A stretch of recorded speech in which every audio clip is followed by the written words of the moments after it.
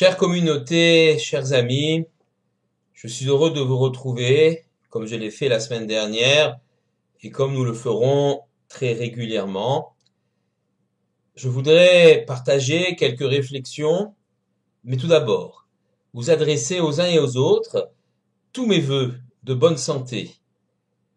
Que l'Éternel vous protège, nous protège tous de ce terrible fléau.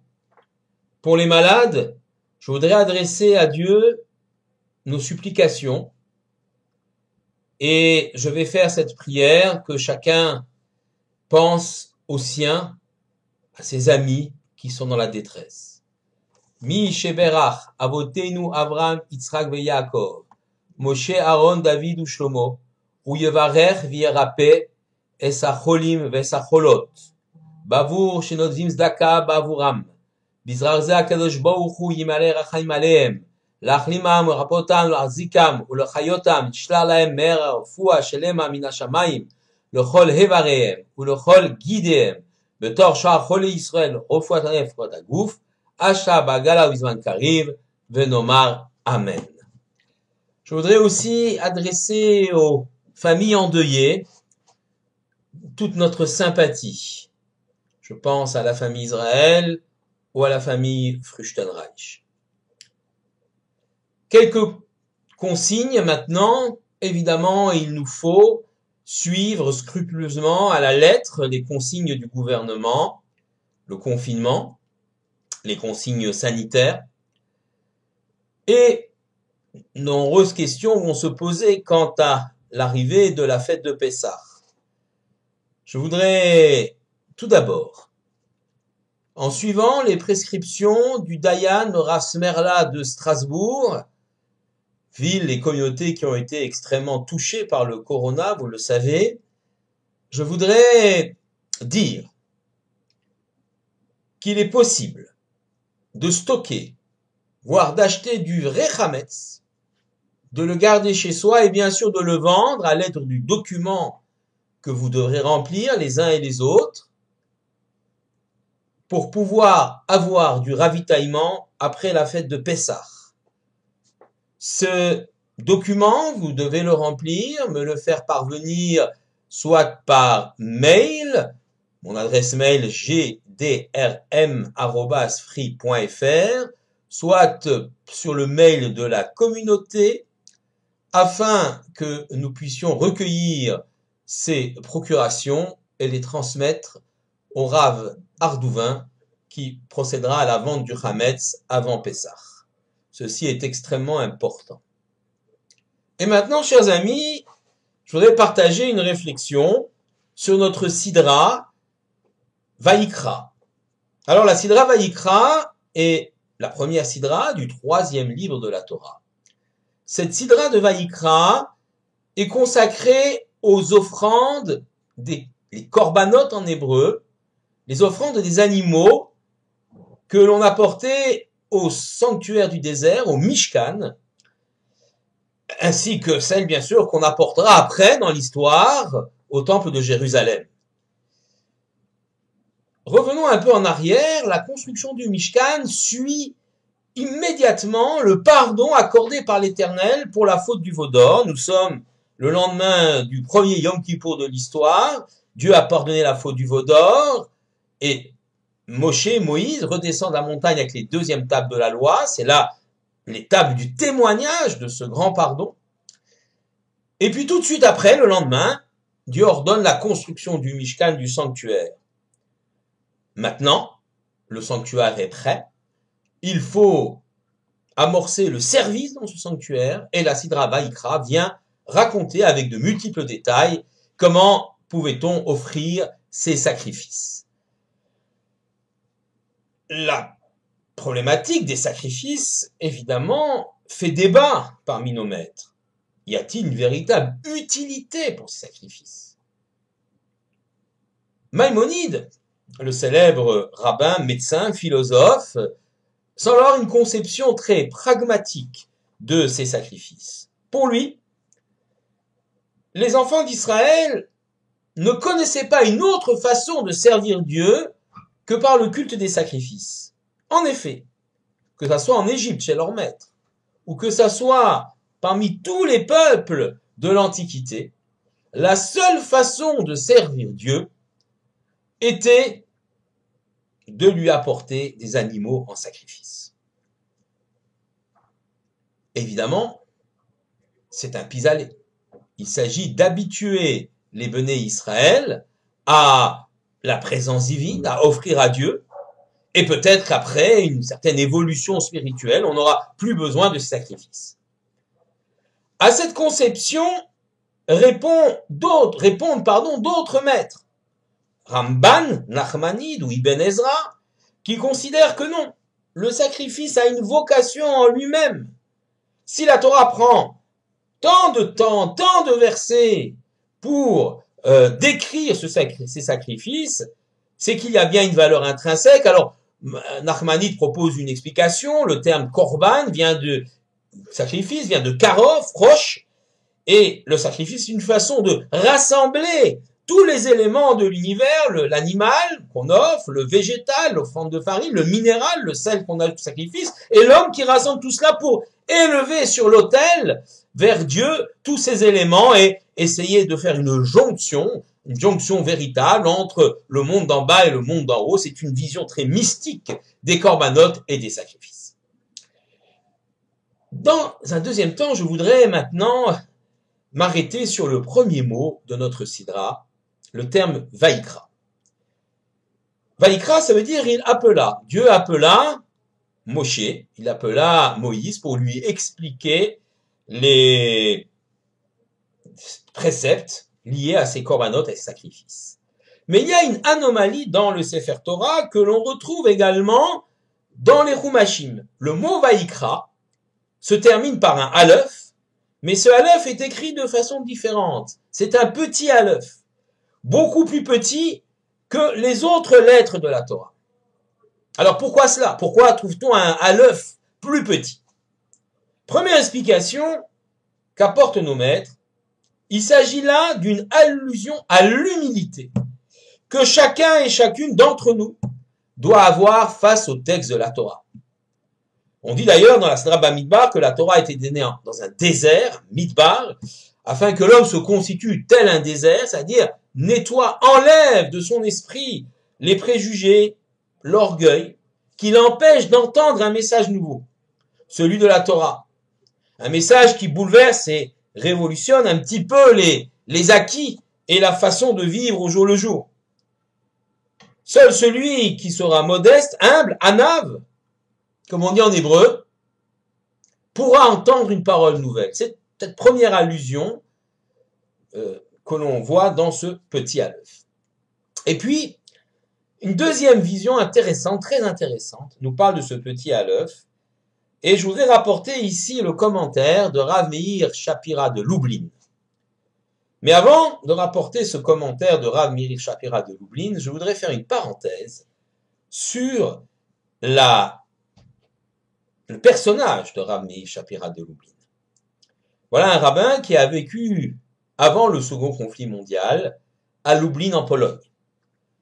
Le Rav Meir Shapira de Lublin, c'est un géant de notre peuple. Il a à son actif deux innovations extraordinaires qui ont permis de faire progresser le peuple d'Israël dans le domaine de la Torah de façon considérable. Le premier élément, la première chose qu'il a innové, c'est l'institution du Daf Hayomi, c'est-à-dire de la page quotidienne de Talmud. Tous les Juifs, dans le monde entier, le même jour, étudient une page de Talmud, et on termine le cycle de toutes ces pages talmudiques en 7 ans. Alors, évidemment, ce Daf Hayomi, il a perduré depuis les années 30 jusqu'à aujourd'hui et ne s'est jamais arrêté. Même pendant la guerre, même pendant la Shoah, il y a eu des gens qui ont étudié le Daf Hayomi.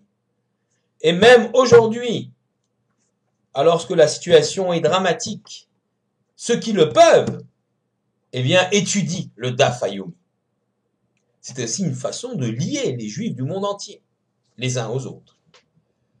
Deuxième innovation du Rav Meir Shapira de Lublin, c'est la création de la grande yeshiva de Chachmei Lublin, la yeshiva des sages de Lublin.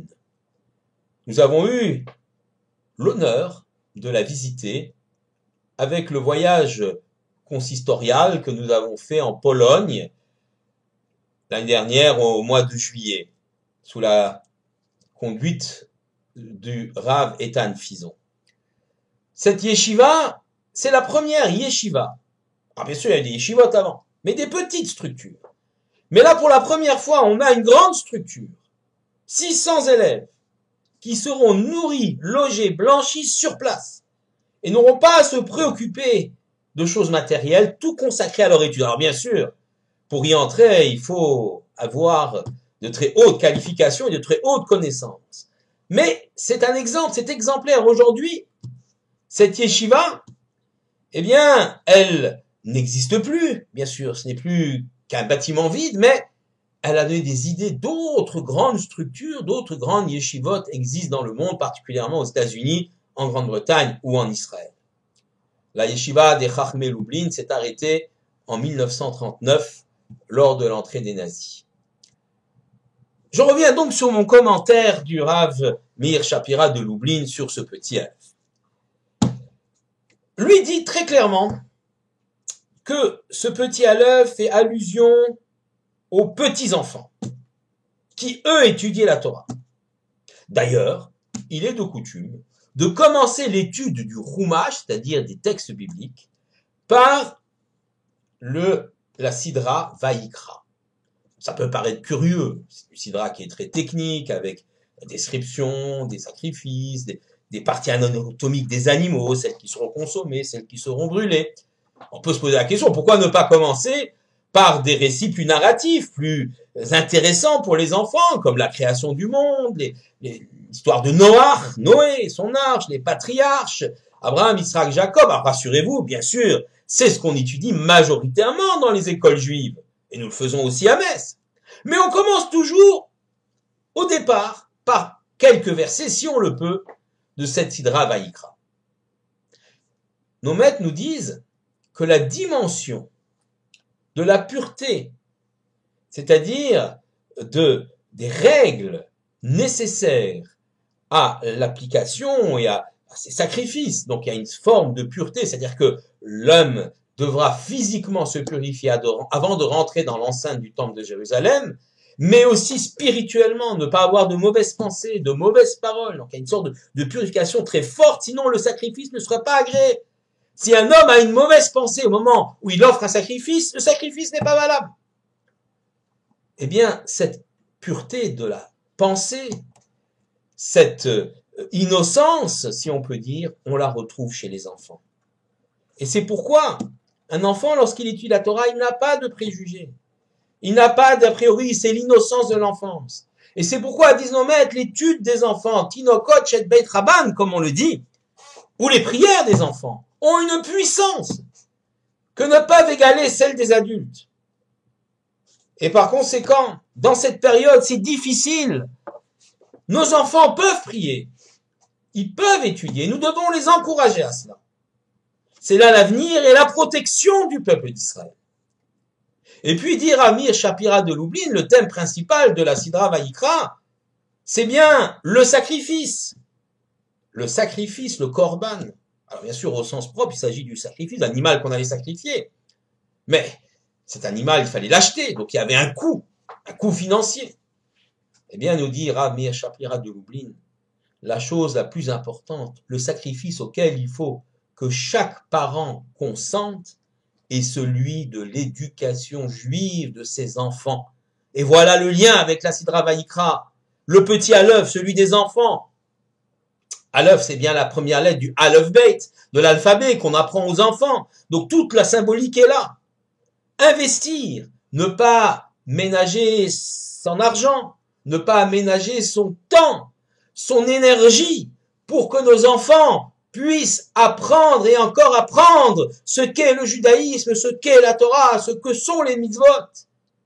C'est là le vrai sacrifice, c'est dit le Rav Meir Shapira de Lublin. Ce petit Aleph fait allusion non seulement aux enfants, mais aux enfants des plus humbles, des plus pauvres. Parce que lorsqu'on a des moyens financiers, eh bien, on peut les utiliser pour l'éducation de nos enfants. Mais lorsqu'on n'en a pas, lorsque c'est difficile et qu'on fait ce sacrifice-là, il est d'autant plus important. La sidra de Vaïkra est une sidra d'espoir extraordinaire. En ces temps douloureux et difficiles, où on entend que nos familles, nos amis sont frappés ça et là, moment où on tremble, où on angoisse, où on se fait du souci, notamment pour les personnes âgées, les plus faibles, à qui j'ai une pensée émue. Eh bien, investissons sur nos enfants. Que nos enfants puissent être ceux qui étudient la Torah, et ce sera une grande protection pour le peuple juif. Évidemment, si on me pose la question, et où est Dieu? Alors que des familles sont frappées, des rabbins prestigieux, que fait Dieu? Je n'ai pas de réponse.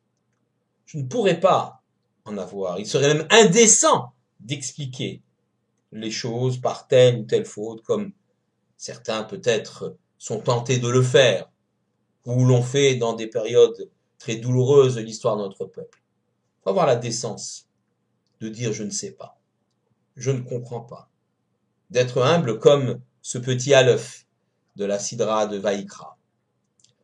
Mais Vaïkra, c'est un appel. Il y a un appel divin auquel il nous faut répondre. Nous ne savons pas, nous ne comprenons pas le sens des choses de l'histoire. Peut-être plus tard nous le comprendrons, mais pour l'instant, il n'y a pas d'explication à donner. Par contre, ce que nous savons, c'est quel est notre devoir, ce que nous devons faire, où nous devons aller avancer.